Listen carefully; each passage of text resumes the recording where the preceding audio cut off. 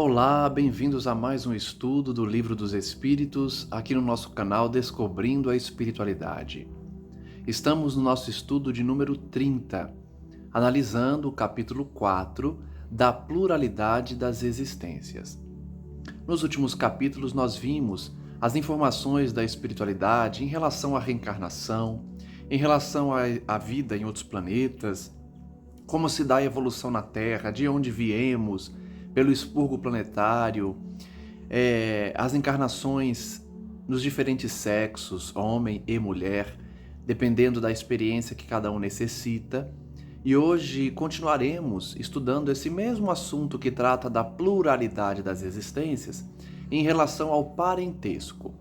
Vejamos então a partir da pergunta número 202. Parentesco, filiação. Pergunta número 203.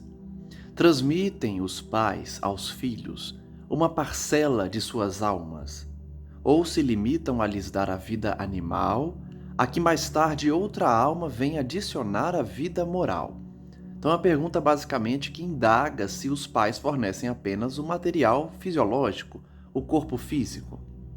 Resposta: dão-lhes apenas a vida animal, pois que a alma é indivisível. Um pai obtuso pode ter filhos inteligentes e vice-versa. Então a resposta da espiritualidade é bem lógica, no sentido de que não são os pais que fornecem a alma, mas tão somente o invólucro físico. Tanto é verdade que há filhos gênios, de pais que não têm uma inteligência muito avançada, o que é natural por conta das características de cada um. Pergunta número 204. Uma vez que temos tido muitas existências, a nossa parentela vai além da que a existência atual nos criou? Será que a nossa parentela vai além da parcela física que enfrentamos e lidamos aqui? Resposta: não pode ser de outra maneira. A sucessão das existências corporais estabelece entre os espíritos ligações que remontam às vossas existências anteriores. Daí, muitas vezes, a simpatia que vem a existir entre vós e certos espíritos que vos parecem estranhos. Então, realmente, a nossa família é universal. Não somente a família consanguínea, mas também os espíritos afins, que convivemos em outras existências, como amigos, como parentes também, e que hoje mantemos esse carinho. Então, a simpatia vai existir entre pessoas que são de famílias diferentes, por conta de uma convivência anterior possível também, ampliando o conceito de família para abranger toda a humanidade. Pergunta 205. Há algumas pessoas, a doutrina da reencarnação se afigura destruidora dos laços de família, com o fazê-los anteriores à existência atual. Então vejam que existe uma teoria que diz que a reencarnação destrói os laços de família, porque, em tese, daria menos valor à família atual, já que existiriam outros membros da família em vidas pregressas. A resposta dos espíritos, porém, é em sentido contrário. Eles dizem: a crença na reencarnação, a doutrina da reencarnação distende os laços de família, não comprime, não diminui, mas expande, não destrói os laços de família.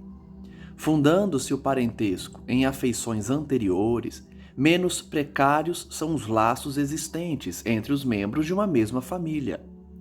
Essa doutrina amplia os deveres da fraternidade, porquanto no vosso vizinho ou no vosso servo pode achar-se um espírito a quem tenhais estado presos pelos laços da consanguinidade. Então vejam que, pela lógica, a gente compreende que a reencarnação amplia os laços familiares, não os destrói. Por quê? Porque mostra que os laços de uma mesma família são anteriores, então fortifica esses laços. A convivência é maior, nós tivemos mais experiências com os membros da mesma família, assim como expandimos para outras pessoas que renascem em situações diferentes. Por isso, tanto um servo como um vizinho podem ter sido familiares, e isso amplia o conceito de família, não destrói. Igualmente não enfraquece os laços atuais, porque muitos que estão na mesma família já conviveram antes, e isso apenas amplia a sua convivência e faz ainda mais forte. Item A.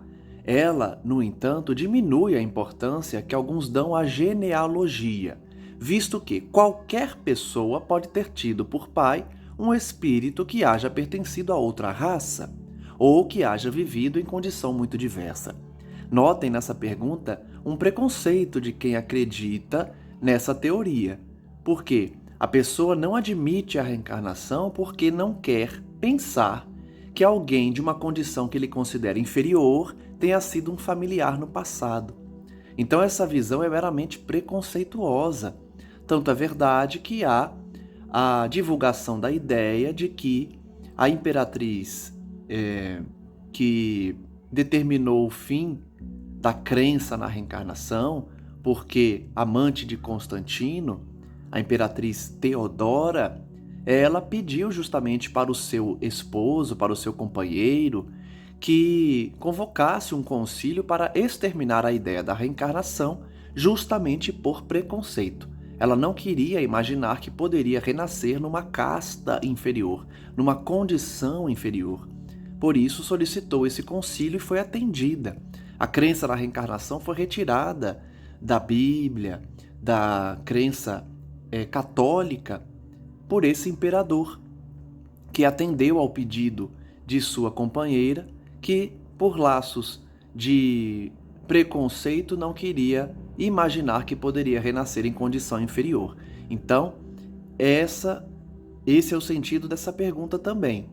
Os espíritos vão responder o seguinte: é exato, mas essa importância assenta no orgulho.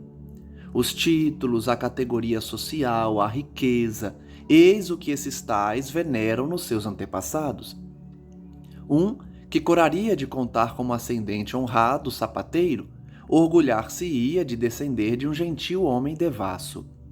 Digam, porém, o que disserem, ou façam o que fizerem, não obstarão a que as coisas sejam como são. Que não foi consultando-lhes a vaidade que Deus formulou as leis da natureza. Então a resposta dos espíritos é muito clara: não adianta fingir que não existe a reencarnação apenas por preconceito. Deus não consultou os vaidosos para criar a lei da reencarnação, ela existe. Então, por mais que a pessoa não queira admitir que possa ser parente de alguém que ela não considera honrado, que ela não considera de condição social elevada, isso é uma realidade. Nós renascemos e teremos como parentes espíritos diversos. Pergunta 206. Do fato de não haver filiação entre os espíritos dos descendentes de uma mesma família, seguir-se-á que o culto dos antepassados seja ridículo? Então vejam, ainda na ideia de que a reencarnação desvaloriza os laços familiares, Kardec está perguntando: essa crença faz com que a gente abomine o culto ao antepassado, ou seja, a valorização dos que foram nossos parentes no passado? Vejamos a resposta: de modo nenhum. Todo homem deve considerar-se ditoso, feliz, por pertencer a uma família em que encarnaram espíritos elevados. Se bem os espíritos não procedam uns dos outros, nem por isso menos afeição consagram aos que lhes estão ligados pelos elos da família. Então, por mais que os pais não criem os espíritos dos filhos, porque quem cria o espírito é Deus, isso não reduz os laços familiares, não destrói e não tira essa homenagem que se deve fazer aos antepassados bons, aos espíritos superiores que constituíram a nossa família consanguínea, porque estão ligados pelos laços de família. Muitas vezes atraídos para tal ou qual família por essa simpatia, ou pelos laços que estabeleceram anteriormente. Mas ficais certos de que os espíritos dos vossos antepassados não se honram com o culto que lhes tributais, por orgulho. Em vós não se refletem os méritos de que eles gozem, senão na medida dos esforços que empregais por seguir os bons exemplos que vos deram. Somente nestas condições lhes é grata e até mesmo útil a lembrança que deles guardais. Então, por mais que seja honrado, fazer homenagens aos antepassados, porque isso significa valorizar quem eles foram quando foram bons, não importa muito para eles essa honraria orgulhosa. A melhor honraria que se faz é seguir os exemplos dos bons espíritos que nasceram em nossa família. O maior motivo de honra para eles é saber que os seus familiares posteriores a ele estão seguindo seus bons exemplos. E aí está o maior motivo de orgulho. Ainda em relação à crença na reencarnação e à alteração dessa informação por determinação do imperador Justiniano, só uma correção, né? Eu havia dito que foi o imperador Constantino, mas na verdade foi o imperador Justiniano, a pedido da imperatriz Teodora. As demais informações são aquelas em que eu passei, né? Ela, por esse preconceito, por esse orgulho, solicitou então a Justiniano que convocasse o concílio, retirando a crença na reencarnação. Prosseguindo, portanto, nessa ideia de que a reencarnação fortalece os laços familiares e tem origem nesses laços do passado pelos diversos espíritos, prosseguimos com a pergunta 207, no item Semelhanças Físicas e Morais. Pergunta Kardec: frequentemente os pais transmitem aos filhos a parecença física, a semelhança física. Transmitirão também alguma parecença moral, alguma semelhança moral? Resposta: não. Que diferentes são as almas ou espíritos de uns e outros. O corpo deriva do corpo, mas o espírito não procede do espírito. Entre os descendentes das raças, apenas há consanguinidade. Então veja que os espíritos são claros quando ensinam que nós não transmitimos valores morais aos nossos filhos pela hereditariedade. Transmitimos pela educação, pelo exemplo, pelo amor que conferimos a eles durante a criação. Mas, em relação à hereditariedade, é somente característica física. Item A: de onde se originam as semelhanças morais que às vezes existem entre pais e filhos? Resposta: é que uns e outros são espíritos simpáticos, que reciprocamente se atraíram pela similitude dos pendores. Então, se há semelhança moral entre pais e filhos, é pela simpatia anterior entre esses espíritos, e não porque foi transmitido quando foi originado o corpo físico. Pergunta 208. Nenhuma influência exercem os espíritos dos pais sobre o filho depois do nascimento deste? Então vejam que Kardec faz uma pergunta para justamente diferenciar as características que são transmitidas no momento que se constrói o corpo físico das características transmitidas pela criação. São duas coisas diferentes, como eu já falei. Os espíritos, portanto, vão responder: ao contrário, bem grande influência exercem os pais na criação dos filhos. Conforme já dissemos, os espíritos têm que contribuir para o progresso uns dos outros. Pois bem, os espíritos dos pais têm por missão desenvolver os de seus filhos pela educação. Constitui-lhes isso uma tarefa. Tornar-se-ão culpados se vierem a falir no seu desempenho.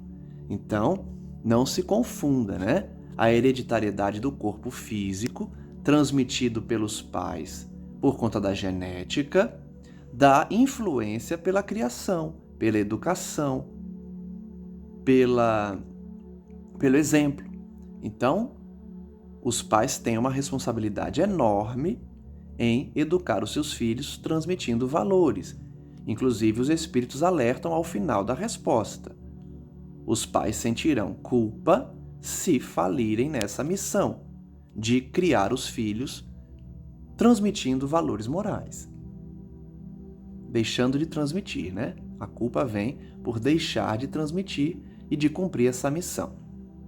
Pergunta 209. Por que é que de pais bons e virtuosos nascem filhos de natureza perversa? Por outra, por que é que as boas qualidades dos pais nem sempre atraem por simpatia um espírito bom para lhes animar o filho?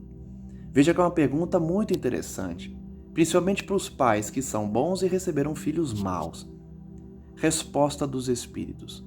Um mau espírito pode pedir que lhe sejam dados bons pais, na esperança de que seus conselhos o encaminhem por melhor senda, e muitas vezes Deus lhe concede o que deseja. Então vejam, pais bons podem receber filhos maus a pedido desses filhos maus. Nós sabemos também que receber filhos criminosos é uma expiação, é uma provação para os pais, não somente por ele ter solicitado, mas também pela vinculação desses pais com esse espírito perverso. Então são vários os motivos que pais bons recebam filhos maus. Um deles é que esse filho pediu, para ter bons exemplos. E outro motivo é essa vinculação do passado que esses pais têm com esse espírito, que agora retorna para ser orientado, para retornar ao bom caminho. Pergunta 210. Pelos seus pensamentos e preces, podem os pais atrair para o corpo em formação do filho um espírito bom, de preferência a um inferior? Então vejam, depois da concepção, será que orando a gente pode pedir para que substitua o espírito do filho ruim por um filho bom? A gente sabe a resposta, né? Mas vamos ver, não. Mas podem melhorar o espírito do filho que lhes nasceu e está confiado. Esse é o dever deles. Os maus filhos são uma provação para os pais. Então vejam que a resposta complementa a anterior, né? Maus filhos também nascem por provação para os pais. E, por lógica, não é possível substituir um espírito que nasceu e agora você quer trocar, então você pede a Deus para trocar o filho habitando o corpo por um outro espírito bom. Isso não é possível, né? Mas pode melhorar esse espírito pela oração e pelo exemplo. Pergunta 211. De onde deriva a semelhança de caráter que muitas vezes existe entre dois irmãos, mormente se gêmeos? Por que será que irmãos muitas vezes são parecidos no caráter, na personalidade? Resposta. São espíritos simpáticos que se aproximam por similitude de sentimentos e se sentem felizes por estar juntos. Na prática a gente vê os dois, né? Tanto irmãos gêmeos que são muito diferentes, quanto irmãos gêmeos que se parecem. Se parecem pela simpatia, pelos sentimentos parecidos que guardam no coração. Pergunta 212. Há dois espíritos, ou, por outra, duas almas, nas crianças cujos corpos nascem ligados, tendo comuns alguns órgãos? Então, nos gêmeos siameses, nos irmãos que nascem grudados por razões diversas expiatórias, há duas almas? Resposta: sim, mas a semelhança entre essas almas é tal que faz-vos pareçam em muitos casos uma só. Então, nos casos de irmãos siameses, gêmeos siameses, que reencarnam grudados, há duas almas. Pergunta 213. Pois que nos gêmeos os espíritos encarnam por simpatia, de onde provém a aversão que às vezes se nota entre eles? Então, vimos os irmãos gêmeos que têm muita simpatia e similitude, e agora ele pergunta sobre os irmãos gêmeos que se odeiam.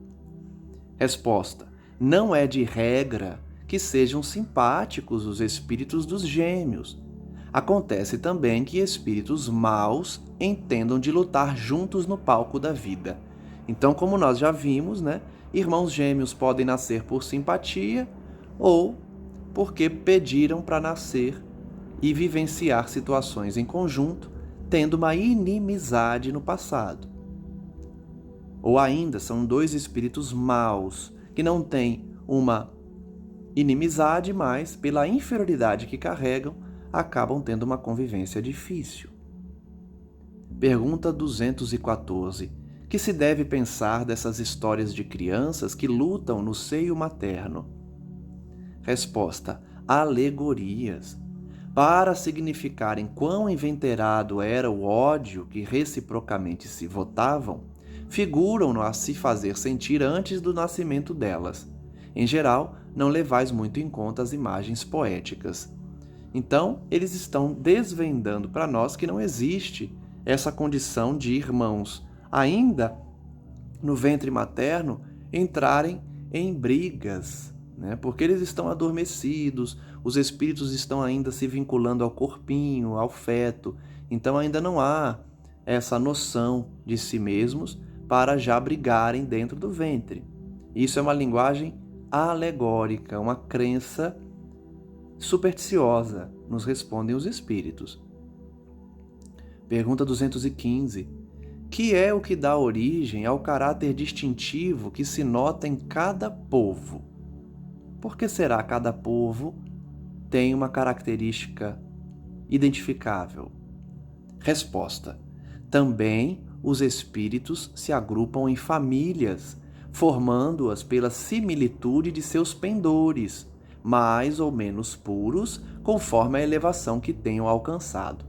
Então, a lei de simpatia, a lei de afinidade, a lei de atração reúne espíritos parecidos numa mesma nação também, na mesma família, na mesma nação.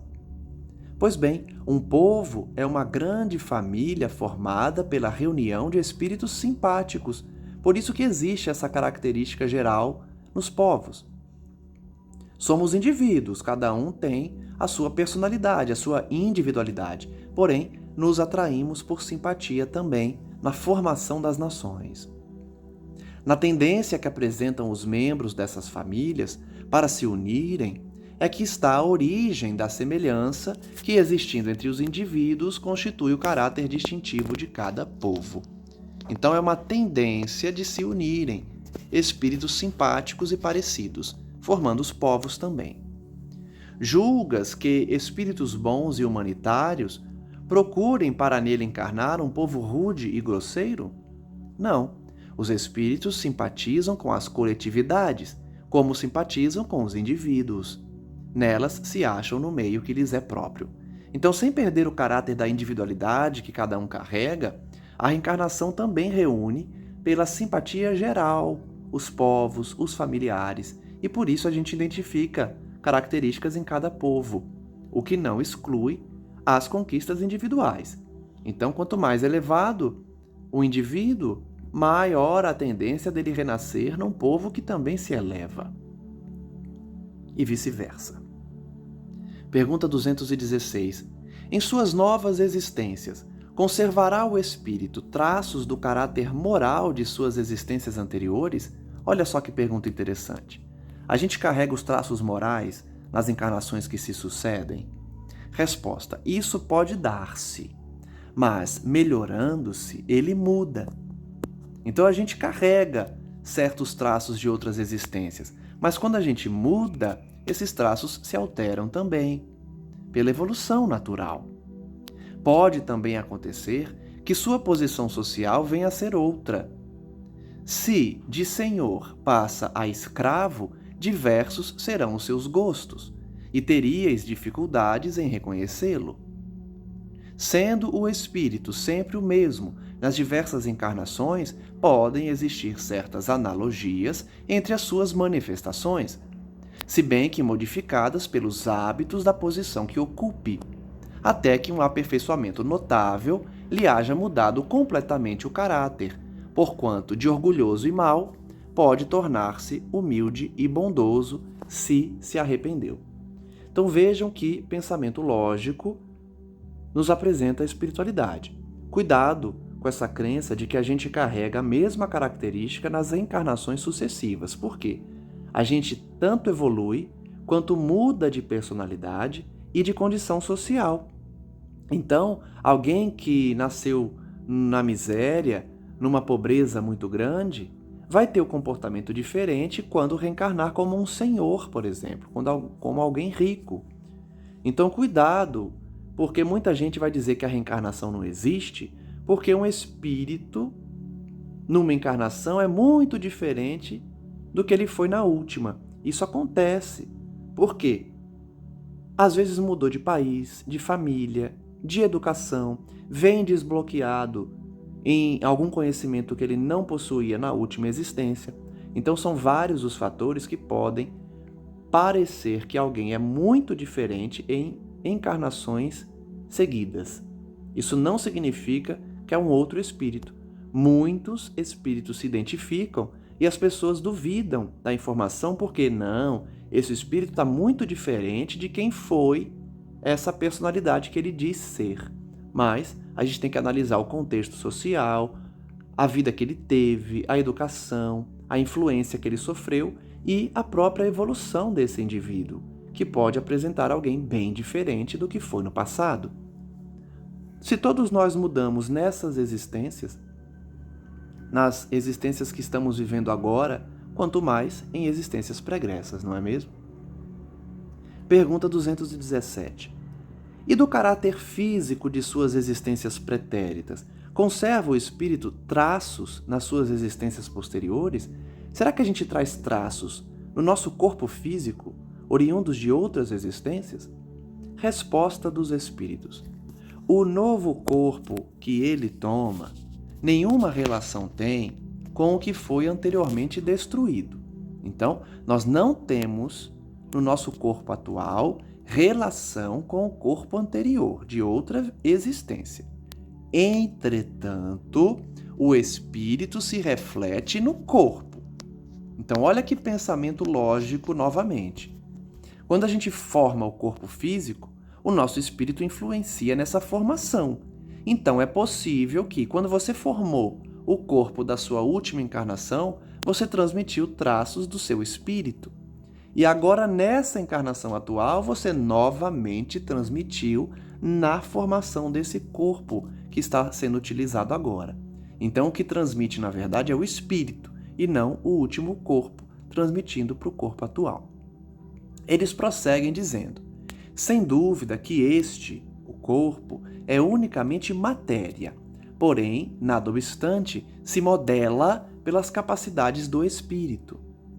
Nós aprendemos que o perispírito é um modelador, modelo organizador biológico.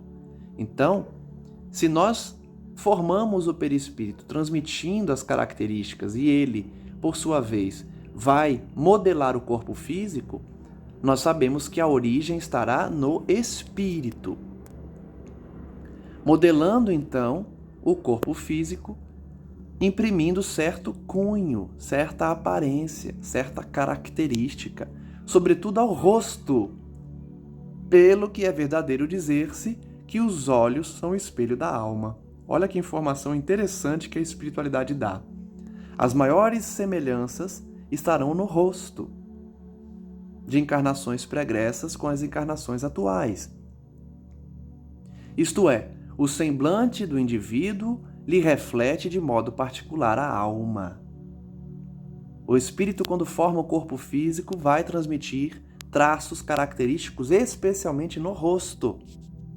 Assim é que uma pessoa excessivamente feia, quando nela habita um espírito bom, ponderado, humanitário, tem qualquer coisa que agrada, ao passo que há rostos belíssimos que nenhuma impressão te causam, que até chegam a inspirar-te repulsão.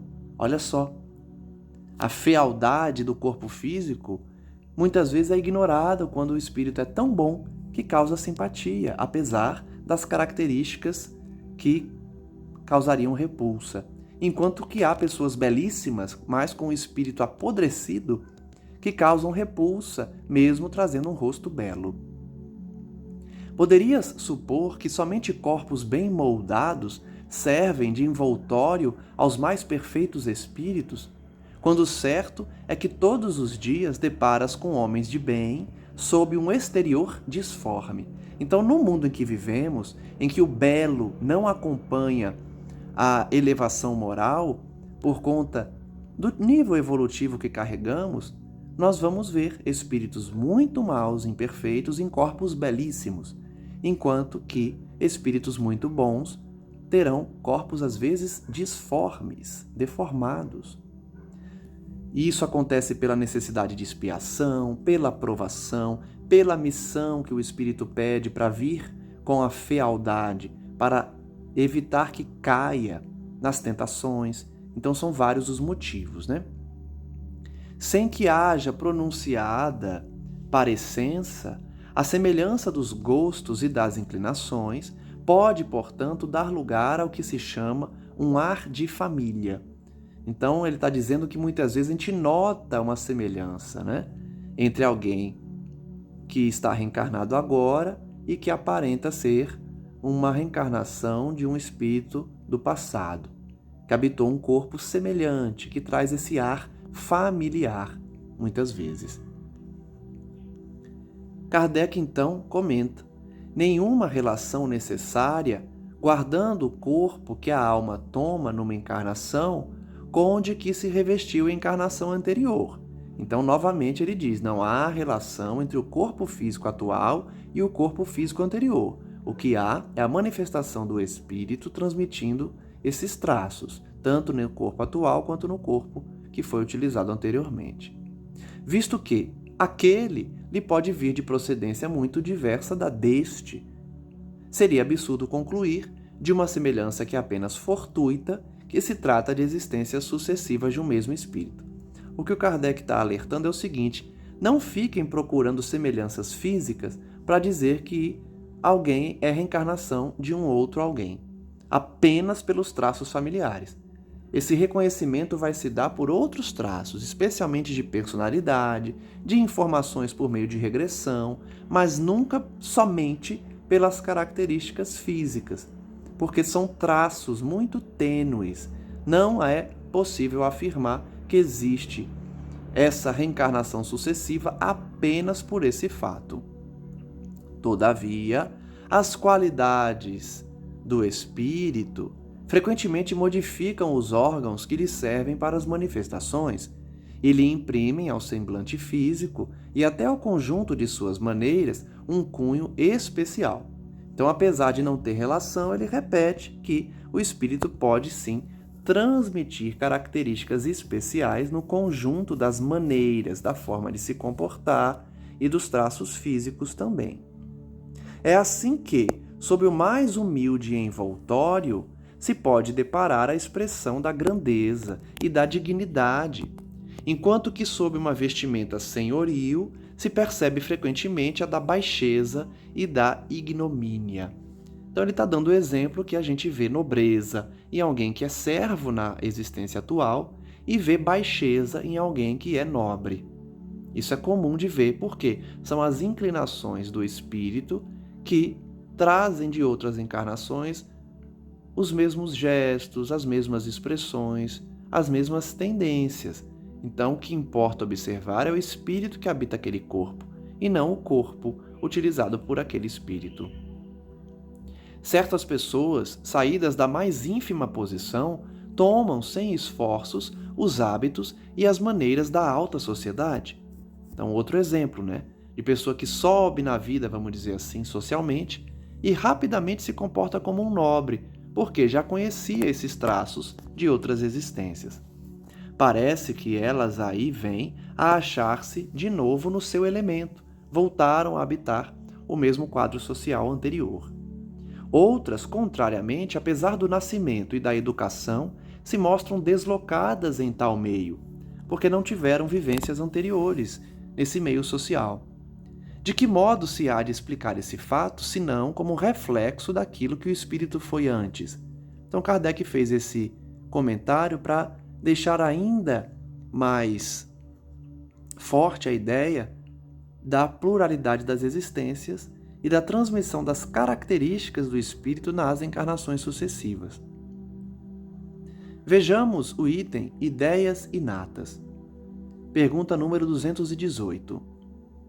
Encarnado, conserva o espírito algum vestígio das percepções que teve e dos conhecimentos que adquiriu nas existências anteriores? Será que a gente traz das existências passadas as percepções, os conhecimentos? Resposta: guarda vaga lembrança que lhe dá o que se chama ideias inatas. Então aqui eu já posso adiantar, que nós todos carregamos lembranças vagas do conhecimento pretérito. Alguns espíritos vêm com conhecimento desbloqueado, vêm com uma lembrança maior, e aí conseguem continuar seus trabalhos nas diversas ciências, por exemplo. Mas a maioria traz uma vaga lembrança. Por isso, a gente tem dificuldades, muitas vezes, com determinadas ciências que podemos ter dominado no passado, mas que agora o véu do esquecimento nos obriga a priorizar outros interesses ou desenvolver outras ideias. Mas todos nós carregamos as ideias inatas, ou seja, ideias que trazemos das existências pregressas. Item A. Não é então quimérica a teoria das ideias inatas? Não é uma ilusão essa teoria? Resposta: não. Os conhecimentos adquiridos em cada existência não mais se perdem. E esse é um dos fundamentos da doutrina espírita. É uma informação que traz uma ideia muito consoladora, né? Que a gente não perde o que conquista. Então, nenhum estudo é em vão. Às vezes alguém idoso está fazendo uma faculdade e muitos vão dizer, para quê? Está no fim da vida. Faça, porque você vai levar esse conhecimento para outras existências. Nenhum conhecimento se adquire em vão. Cada dia de aprendizado, até o último dia da nossa existência na Terra, servirá para o nosso conhecimento futuro. Nós levaremos e não mais perderemos o conhecimento adquirido. Liberto da matéria, o espírito sempre tem presentes essas memórias, esses conhecimentos. Durante a encarnação, esquece-os em parte, momentaneamente. Então, olha só que ideia que nos traz esperança, né? A gente esquece os conhecimentos anteriores enquanto encarnados.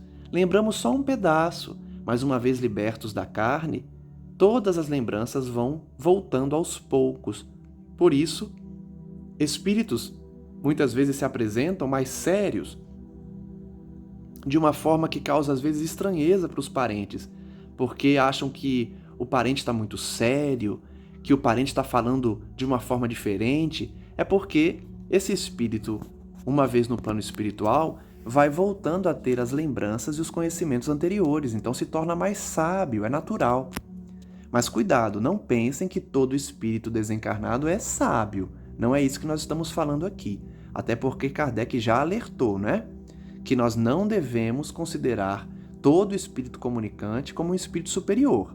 O que a gente está dizendo é que, a depender do nível de experiências e conhecimentos que você tem, eles vão voltando à medida que você está no plano espiritual, regressando de uma encarnação, por exemplo.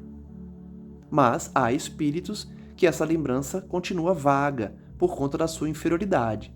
Mesmo que esteja no plano espiritual, ele não traz um conhecimento muito grande, porque aí ele está perturbado pela sua imperfeição. Mas uma vez liberto da matéria e da culpa, a gente vai lembrando cada vez mais dos conhecimentos anteriores. O esquecimento, portanto, é momentâneo, aqui na Terra, é temporário. A intuição, porém, nós trazemos daquilo que conservamos no progresso, que conservamos do passado e auxiliam no progresso, né? Por mais que a gente lembre só um pedaço, um pouquinho, esse pouquinho já nos ajuda a progredir. Se não fosse assim, teria que recomeçar constantemente. Olha que pensamento lógico. Se a gente não trouxesse ideia inata, não trouxéssemos ideias inatas, teríamos que recomeçar a existência a cada nascimento. Muita gente acredita nisso, né? Que o indivíduo vem zerado, vem sem conhecimento nenhum e adquire tudo aqui. Mas essa teoria não explica os gênios precoces, não explica as lembranças das encarnações passadas, não explica a facilidade que espíritos trazem em determinada área, enquanto outros têm grande dificuldade. Só a teoria da reencarnação explica essas diferenças que se vê nos indivíduos. Nós não nascemos todos no piso e vamos evoluindo numa existência única. E isso se demonstra pela educação que às vezes dois irmãos têm e os dois vão apresentar um nível enorme de conhecimento diferente um do outro, um abismo às vezes existente entre o conhecimento de um e o conhecimento do outro. Então nós não recomeçamos a cada existência, nós esquecemos temporariamente, dá uma ideia ilusória de que nós nascemos sem nenhum conhecimento, porque a infância transmite essa ideia de que a criança não tem nenhum conhecimento, mas a gente vê com o tempo que sim, as crianças trazem ideias inatas, porque são espíritos antigos. Em cada nova existência, o ponto de partida para o espírito é aquele em que na existência precedente ele ficou. Então é como se a gente retomasse tarefas que já iniciamos no passado. E isso acontece muito, especialmente entre os cientistas. Há cientistas que reencarnam e continuam os trabalhos que eles mesmos iniciaram em outras existências. Isso é comum acontecer, tá? A gente também começa algumas atividades e continuamos em outras existências, trazendo as ideias inatas. Item B. Grande conexão deve então haver entre duas existências consecutivas? Uma pergunta lógica, né? Se isso é verdade, então a encarnação atual tem uma grande conexão com a encarnação anterior?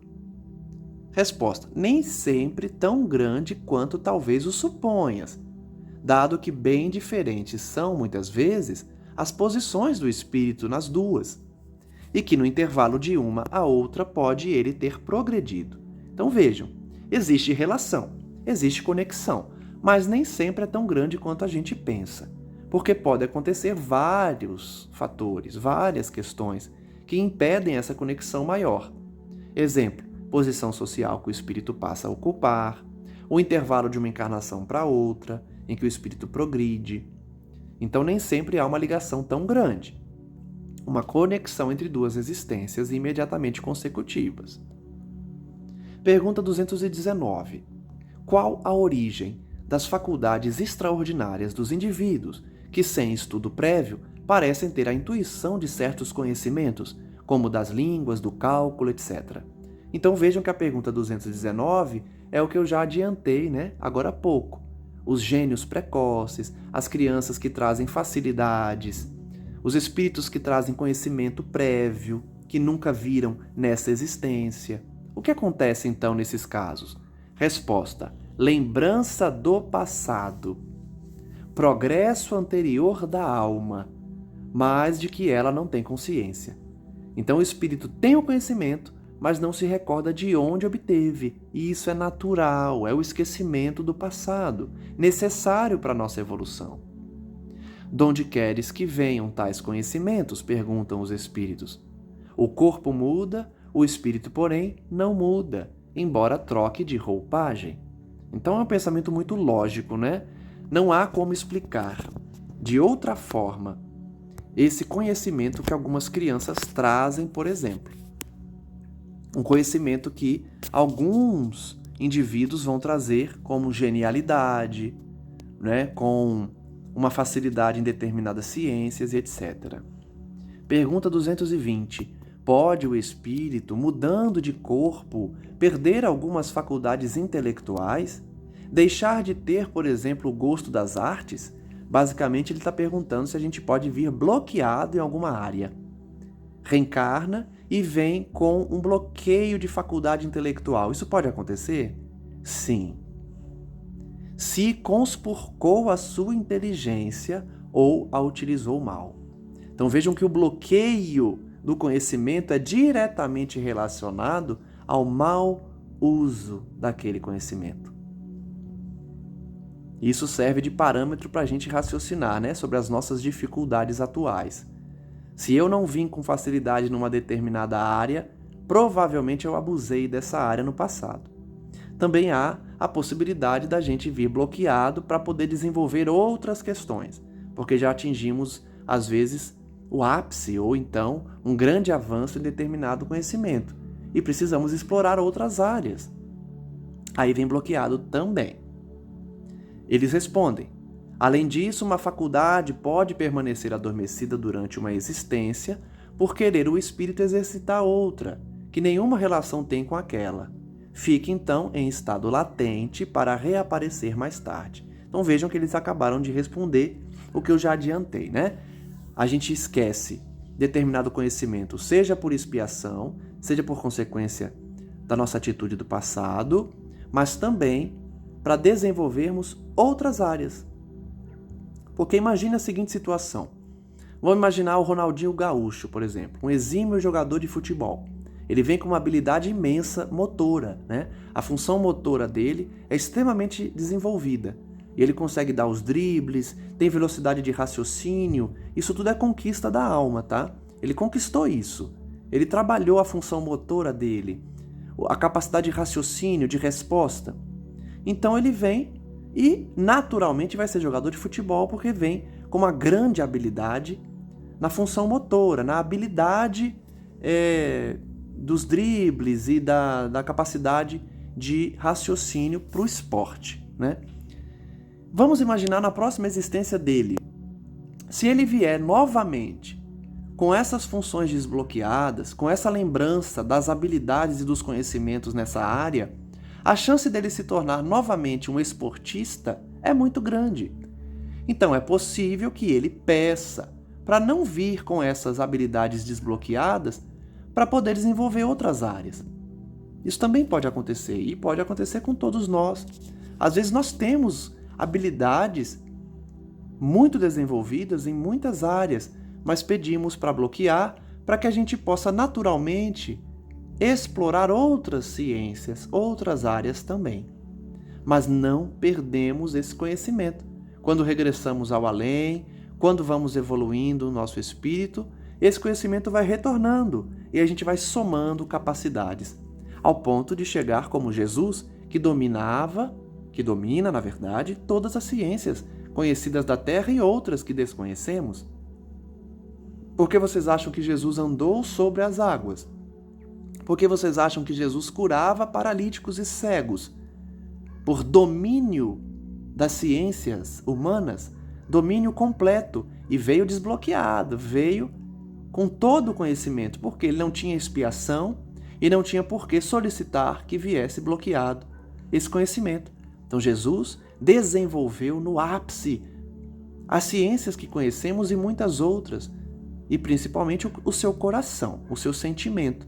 Então ele vem com uma capacidade de manipular a matéria que transforma a pedra em pão, que multiplica pães, que restitui a visão a alguém que é cego de nascença. O que a gente chama de milagre é o domínio da ciência por um espírito de luz como Cristo. Então ele traz toda a bagagem dos conhecimentos anteriores e é um verdadeiro missionário, porque vem nessa missão de libertar a humanidade. Todos nós chegaremos nesse nível um dia. Não no nível do divino, porque Jesus não é Deus. Jesus é Filho do Altíssimo, o maior que conhecemos na Terra. Mas chegaremos à condição de filhos também, co-criadores, com a potência gigante. O próprio Cristo disse: podereis fazer o que eu faço e muito mais, já nos dando a dica de que todos nós evoluímos e vamos somando conhecimentos, a ponto de chegar ao nível dele, quando reencarnou, né? Porque hoje ele está a um nível muito mais elevado do que quando veio. Se é possível a gente imaginar isso, a gente sequer consegue imaginar, porque já vê Jesus perfeito em todas as suas concepções. Mas a gente sabe pela doutrina espírita que ele continua evoluindo também. Pergunta 211. Dever-se-ão atribuir a uma lembrança retrospectiva o sentimento instintivo que o homem, mesmo quando selvagem, possui da existência de Deus e o pressentimento da vida futura? Olha que pergunta importante. Ele está dizendo: então é por isso que o homem primitivo tem uma ideia inata de Deus, um conhecimento anterior, instintivo? Resposta: é uma lembrança que ele conserva do que sabia como espírito antes de encarnar. Mas o orgulho, a miúde, abafa esse sentimento. Então, o conhecimento que a gente traz de forma intuitiva é uma lembrança do tempo que estávamos no plano espiritual. Mas, na maioria das vezes, o orgulho abafa essa lembrança, abafa esse sentimento. Não é isso que acontece com os intelectuais de hoje? Com os cientistas que negam Deus, que negam a existência da alma, que negam a comunicabilidade dos espíritos? Eles negam por orgulho. O orgulho faz abafar esse conhecimento que todos trazemos de maneira inata, intuitiva. Todo mundo tem, de forma intuitiva, o conhecimento da vida espiritual. Mas muitos abafam esse conhecimento, esse sentimento, essa intuição, por orgulho, por egoísmo. Item A. Serão devidas a essa mesma lembrança certas crenças relativas à doutrina espírita que se observam em todos os povos? Então ele continua na mesma ideia. As ideias inatas que trazem então essa crença que nós vemos da ideia espírita, do plano espiritual, da vida após a morte em todos os povos? Resposta: esta doutrina é tão antiga quanto o mundo. Tal o motivo porque em toda parte a encontramos, o que constitui prova de que é verdadeira. Então vejam que a doutrina espírita não é criação de Kardec. Ele compilou uma ideia que já habita o mundo desde que foi criado, que é a ideia da sobrevivência da alma à morte do corpo físico e da possibilidade de nos comunicarmos com essas almas que viveram na Terra. Essa é uma ideia inata que todos trazem. Kardec apenas organizou essas ideias numa doutrina, mas a mediunidade sempre existiu. O contato com a espiritualidade sempre existiu. Por isso trazemos essa intuição. Todos viemos da pátria espiritual. É inegável que trazemos um conhecimento prévio do mundo espiritual. Todos têm. Mas o orgulho muitas vezes abafa. Conservando a intuição de seu estado de espírito, o espírito encarnado tem a consciência instintiva do mundo invisível. Nós trazemos por instinto, por intuição, que a vida continua. Mas os preconceitos, o orgulho, muitas vezes falseiam essa ideia e a ignorância lhe mistura a superstição. Então, não só por conta do orgulho, não só porque a imperatriz Teodora não queria renascer como uma serva, mas também por superstição, por engano, por medo, que muitos falseiam a ideia do plano espiritual. Encerramos então mais um estudo, refletindo sobre as lições de hoje, refletindo sobre o que aprendemos com a espiritualidade em relação à pluralidade das existências, nas ideias inatas, sobre a nossa bagagem de conhecimento, sobre a filiação, sobre a reunião dos espíritos nos povos, nos países, sobre a transmissão do que aprendemos no passado e a ideia intuitiva da vida após a morte.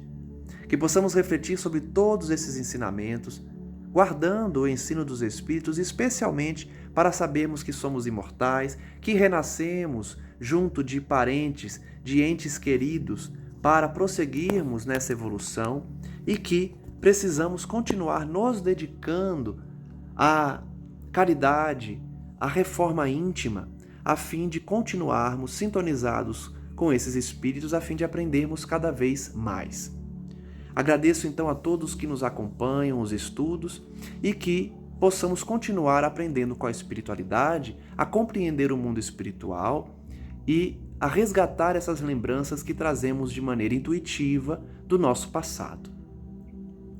Encerro então mais um estudo orando, agradecendo a Deus pela oportunidade de aprendizado, agradecendo aos bons espíritos pela inspiração e pedindo para que todos que nos acompanham os estudos possam compreender as verdades eternas, disponibilizadas a todos pela doutrina dos Espíritos, para que não mais fiquem reservadas aos escolhidos de Deus entre os homens, que de forma enganosa pretendiam dominar a verdade e ocultá-la do povo.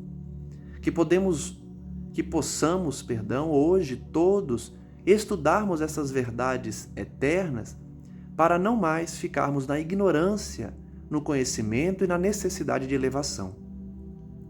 Pedimos então à espiritualidade amiga que possa abençoar a cada um que nos escuta, seja do plano físico, seja do plano espiritual, para que todos, em conjunto, possamos continuar trilhando essa caminhada de reencontro com o divino, voltando ao nosso Pai à maneira do filho pródigo, que depois de cansar-se do mundo e dos prazeres fáceis, volta ao regaço do Pai, considerando-se não mais digno de receber as bênçãos do Altíssimo, mas recebendo uma grande festa por ter retornado ao bom caminho.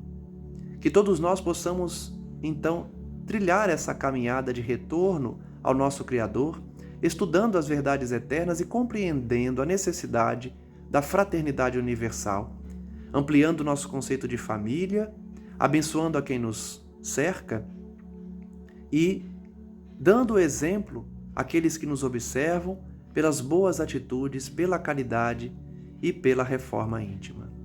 Graças damos, mestre amigo, a ti, hoje e sempre, por ter vindo até nós em carne e osso, reencarnando com toda a sua potencialidade para nos mostrar as verdades eternas e o caminho, o roteiro necessário que todos podemos praticar, realizando e pensando em sintonia com o Altíssimo. Graças damos também a Maria Santíssima e rogamos que o seu manto sagrado, na sua condição de Rainha do Reino de Cristo, possa envolver toda a terra, resgatando os mais renitentes, os criminosos, os suicidas e todos aqueles que se distanciam da claridade divina por teimosia, por orgulho e por egoísmo. Graças damos a ti, Senhor Jesus, hoje e sempre, e que assim seja. Um forte abraço a todos e até o próximo estudo.